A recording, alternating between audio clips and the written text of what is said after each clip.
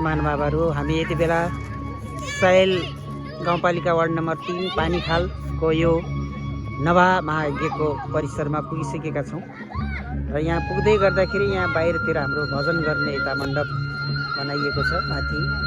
त्यसपछि हामी यहाँबाट नजिकै गइरहेका छौँ। यो हाम्रो भजन मण्डप, यहीँबाट हामी नियमित रूपमा भजनहरू गर्दछौँ र यो आवाज पनि पछाडिबाट सुनिरहेछौँ। त्यसपछि अगाडि यहाँ प्रवेशद्वार गेट देखिरहनु भएको छ, यो हाम्रो गेट हो। यसमा लेखिएको छ महापुराणको। यहाँ यस क्षेत्रका विभिन्न व्यक्तित्वहरू यसरी बसिरहनु भएको छ, रक्कसँग माथिबाट तलसम्म। म अब यो पुरै परिसर यहाँहरूलाई देखाउन गइरहेको छु। यहाँबाट मैले प्रवेश गर्दै गरेँ र सुरुमै यहाँनिर ठुलो घन्टा राखिएको छ।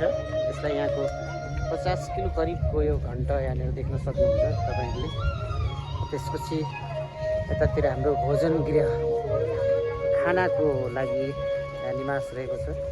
यतातिर हाम्रो खाना बनाउने सबै भोजनको लागि र यतातिर धारा छ देखिरहनु भएको छ। यहाँ हाम्रा साथीहरू खाना बनाउने पुरै भोजन गृह, हामीले 9 दिनसम्म यहीँ प्रसाद खायौँ र धेरै खटेर काम गरिरहनु भएको छ। र यसरी हामी विभिन्न देवी देवताकामा हामीहरू कामेको दृश्य पनि बिचमा देख्न सक्दछौँ। यसरी विभिन्न देवी देवताहरू आउने गर्दछ यो ठाउँमा। र यो परिसर लामो छ, सुन्दर छ। र यसै अगाडि हामी देखिरहेका छौँ यो भोजन खुवाउने ठाउँ हो। अहिले यहाँ खाली छ, एकछिनपछि यो पुरै भरिभरा हुन्छ।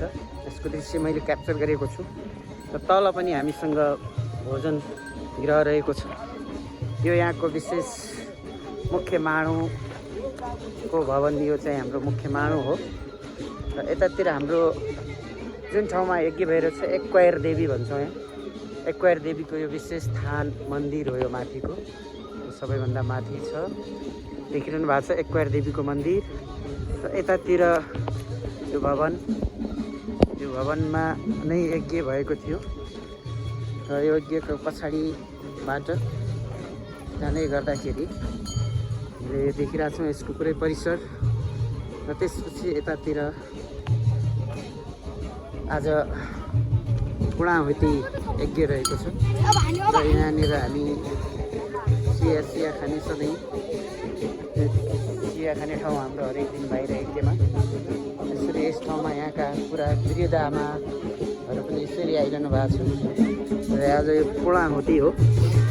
पूर्णाहुतिमा यसरी थुप्रै भक्तजनहरू, यो मुख्य द्वार माडौँ हो, यसको भित्र हाम्रो यज्ञ भइरहेको छ। विशेष पूजापाठ हाम्रो यो यज्ञ भवनभित्र हुने गर्दछ। यो भित्रको परिसरमा विशेष पुराण वाचनसहित। र यहाँ बाहिर चाहिँ हामी देखिरहेका छौँ आज यो पूर्णाहुति हो, हाम्रो यज्ञ भवन भण्डार भएको छ। यसमा 9 दिनसम्म हवन भएको थियो र यो परिसर अत्यन्त सुन्दर परिसर छ। यसको वरपरबाट हामी परतिर हेऱ्यौँ भने पुरै जिल्ला देख्दछौँ र पारी हाम्रो एक्वायर मन्दिर छ। यसको वरिपरिको दृश्य पनि अत्यन्त सुन्दर छ। यो 9 दिनको महायज्ञमा थुप्रै महानुभावहरूले यस ठाउँलाई अवलोकन गरेर यस परिसरलाई सुन्दर बनाइदिनु भएको छ। र म अझ यस पछाडिको दृश्य तपाईँहरूलाई अझै देखाउन गइरहेको छु। यहाँ आज विशेष बाजागाजासहित हवन कार्य सम्पन्न भइरहेको छ। यो भित्र थुप्रै देवी देवताहरू यसरी देख्न सक्छौँ हामी यज्ञ भवनमा।